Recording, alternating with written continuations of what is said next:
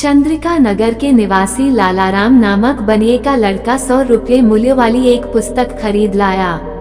उस पुस्तक में एक स्थान पर लिखा था कि मनुष्य अपने भाग्य का लिखा तो बड़ी ही आसानी से पा लेता है, लेकिन जो भाग्य में नहीं लिखा होता उसे जी तोड़ परिश्रम करने के उपरांत भी पाने में असमर्थ रहता है। यह एक अटल सत्य है और इसमें परिवर्तन के लिए कोई भी उपाय नहीं है। बनिए ने इतनी महंगी पुस्तक खरीदने पर अपने पुत्र की काफी प्रशंसा की। पुत्र द्वारा अपने निर्णय को उचित बताने पर लालाराम क्रोधित हो उठा और अपने पुत्र को निकट्टू तथा विवेकहीन बताकर घर से निकल दिया। बनिया का बेटा अपने पिता के व्यवहार से दुखी होकर किसी दूसरे शहर में चला गया। जो भी उसके संपर्क में आता तो वह एक ही वाक्य में अपना परिचय देता, मनुष्य अपने प्राप्तव्य को अनायास ही पर लेता है। एक दिन राजा की लड़की चंद्रवती किसी उत्सव को देखने उस नगर में आई तो उसकी दृष्टि एक सुंदर राजकुमार पर पड़ गई। राजकुमारी ने अपनी एक सखी से उस राजकुमार से अपना मिलाप कराने के लिए प्रयास करने का अनुरोध किया। सखी ने राजकुमार के पास जाकर अपनी स्वामिनी की पीड़ा का वर्णन करके उससे राजकुमारी के पास चलने की प्रार्थना की।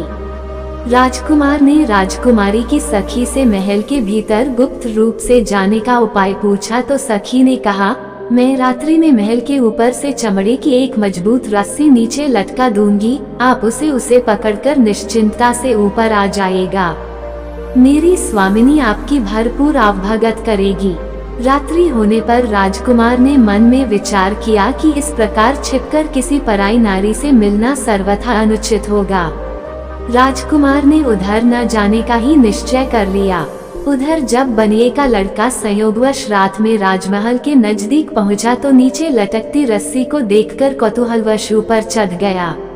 राजकुमारी ने उसे ही राजकुमार समझकर उसे छिपाने के विचार से अंधेरा करके उसे अपनी बाहों का सहारा दिया और स्नेह आदर के साथ अपने पलंग पर बैठा दिया।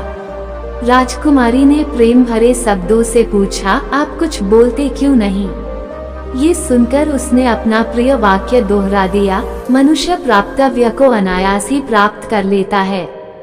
ये शब्द सुनते ही राजकुमारी को आभास हो गया कि यह युवक राजकुमार नहीं है, अतः उसे राजमहल से बाहर निकाल दिया। आधी रात का समय था। महल से निकलकर बनिए का पुत्र समीप के एक खंडहरनुमा मंदिर में आकर सो गया। संयोगवश उस नगर का रक्षक अपनी प्रेमिका से मिलने वहां आ पहुंचा। उसको वहां सोया देखकर नगर रक्षक ने उसे जगाकर पूछा, कौन हो भाई तुम, यहाँ क्यों सो रहे हो? भाई मुझे अभागे का न तो कोई घर है न द्वार, दुनिया में मेरा कोई सगा संबंधी भी नहीं है, कोई काम धंधा क्यों नहीं करता? नगर रक्षक ने सख्त लहजे में पूछा, कोई कितना भी परिश्रम क्यों न करे, मनुष्य प्राप्तव्य को अनायास ही प्राप्त कर लेता है। उसने अपना वही पुराना रटा रटाया वाक्य दोहरा दिया। नगर रक्षक ने समझा कोई बेवकूफ है, इसलिए उसने उससे कहा, यहाँ सोना मना है, कहीं और जाकर सो। नगर रक्षक का आदेश सुनकर वह उठकर चल दिया, परंतु अर्धानिद्रा की स्थिति में होने के कारण कुछ दूर जाकर एक छोटे से मकान के आंगन में जाकर सो गया।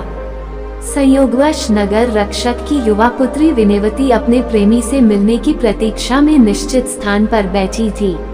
उसने अंधेरे में उसी को अपना प्रेमी समझा और बोली, क्या अभी तक आप मुझसे नाराज हैं, जो मुझसे बोल नहीं रहे? मनुष्य अपने प्राप्तव्य को अनायास ही प्राप्त कर लेता है। उसने अपने वही शब्द उसके सामने भी दोहरा दिए। उसके इस प्रकार मुंह खोलते ही विनयवती अपनी मूर्खता और अधीरता पर पश्चाताप करने लगी। उसने बनिए के लड़के को उसी वक्त वहां से भगा दिया। विनयवती द्वारा भगा दिए जाने के बाद वह नगर की गलियों में भटकने लगा। रास्ते में उसे गाजे बाजे के साथ जाती बारात मिली तो वह भी उसी में शामिल हो गया। बारात जब लड़की वालों के घर पहुंची और दुल्हन हाथ में जयमाला लिए जैसे ही दूल्हे के पास आई, उसी वक्त एक मदमस्त हाथी वहां आ पहुंचा। उसे देखते ही सारे बाराती लड़की को छोड़कर इधर उधर छिप गए। दूल्हा भी दुल्हन को छोड़कर कहीं जा छिपा। दुल्हन बनकर खड़ी लड़की हाथी को देखकर थर थर कांपने लगी। बनिए के लड़के ने साहस करके उस लड़की का हाथ थामा और उसे सुरक्षित स्थान पर ले गया। हाथी के चले जाने के बाद सारे बाराती और दूल्हा एक जगह इकट्ठे हुए। लड़के वालों ने लड़की के व्यवहार पर आपत्ति करते हुए कहा, तुम्हारी लड़की गैर मर्द को स्पर्श कर चुकी है, आप लोग कैसी बातें कर रहे हैं? लड़की के पिता ने वर पक्ष वालों के हाथ जोड़ते हुए कहा। तभी दुल्हन बनी निरपराध लड़की आगे बढ़ी और बोली, मुझे मौत के मुंह में धकेलकर केवल अपने प्राणों की चिंता करने वाला मेरा पति होने के योग्य ही नहीं है। मैं स्वयं उससे शादी करने के लिए तैयार नहीं हूँ। बेटी, ये तू क्या कर रही है? लड़की का पिता घबरा कर बोला, मैं ठीक कह रही हूँ पिताजी, संकट में साथ निभाने वाले और अपने प्राणों को संकट में डालकर मेरी रक्षा करने वाले इस युवक से ही मैं विवाह करूँगी। इस वाद विवाद में सुबह हो गई। संयोगवश राजकुमारी और नगर रक्षक की पुत्री विनयवती भी वहां आ पहुंची। लोगों से सूचना पाकर राजप्रमुख भी वहां आ पहुंचा। राजप्रमुख ने बनिए के लड़के से पूछा, कौन हो तुम बेटे? मनुष्य अपने प्राप्तव्य को अनायास ही प्राप्त कर लेता है। उसने एक बार फिर अपने वही शब्द दोहरा दिए। इस वाक्य को सुनते ही राजकुमारी के मुंह से निकल पड़ा, विधाता भी उसे रोक नहीं सकता। उधर विनयवती भी अपने आप पर संयम खो बैठी और कहने लगी, मुझे न अपने किए पर दुख है और न ही